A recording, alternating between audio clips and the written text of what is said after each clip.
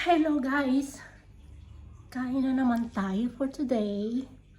Puro na lang kain na, no? Pero yan, hindi maano. Pink Web. Nanonood ako ng balita. Kain tayo, kain. Ngayon, kanin ko. Ang dami. Tapos, ano yung isdang maliliit na matambaka. Tapos, may gulay. Kita nyo?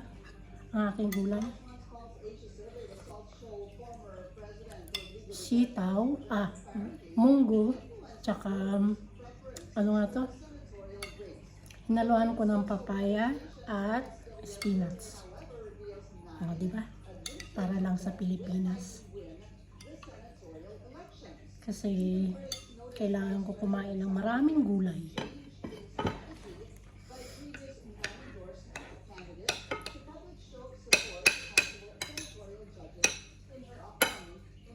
Kain na tayo guys.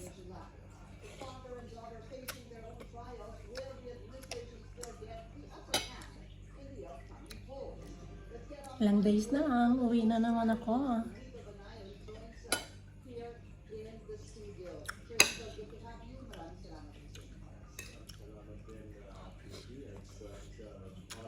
Uwi ako para magpahinga. Mahirap din pala yung puro katrabaho, no? Kailangan mahalin mo rin yung sarili mo.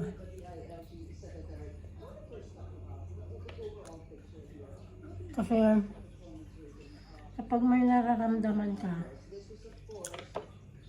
ito sa mga OFW,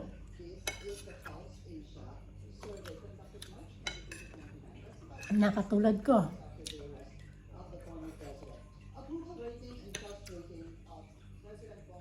huwag puro trabaho.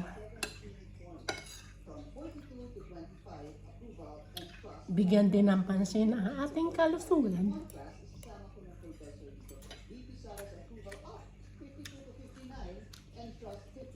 Kasi yan yung ating puhunan.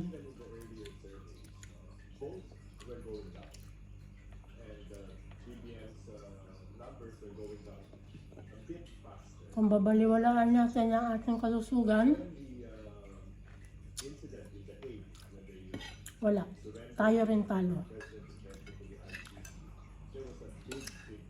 Yung ating pirang inipon, napupunta lang doon sa ating pagpapadoktor.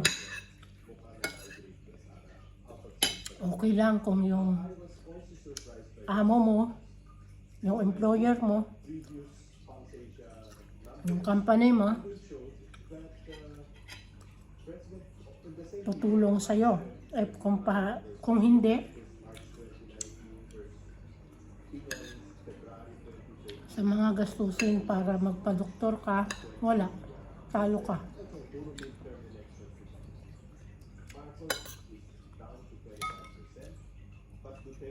May mga employer na ganyan, sarili lang nila iniintindi nila.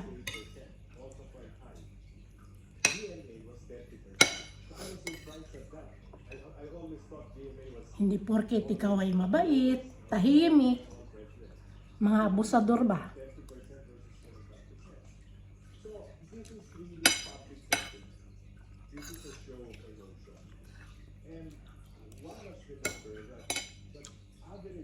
Kaya dapat wag lang pairalin yung tahimik. Dahil ikaw nagtatrabaho ka ng maayos, work hard ka, dahil ayaw masira yung imahe mo sa kanila,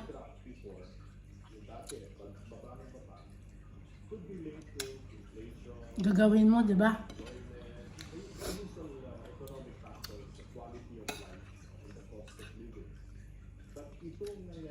Ako kasi, pag trabaho.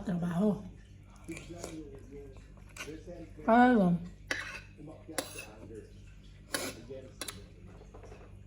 siningil na.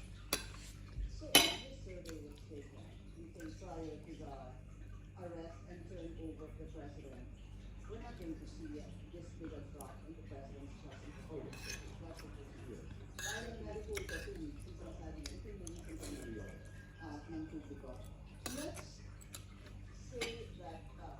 Tsaka ang tagal ko na rin dito.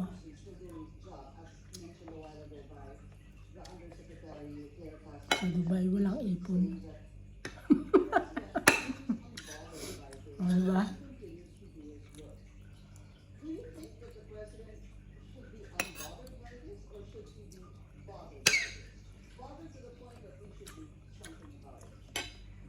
Daming dinaldal. Bye na.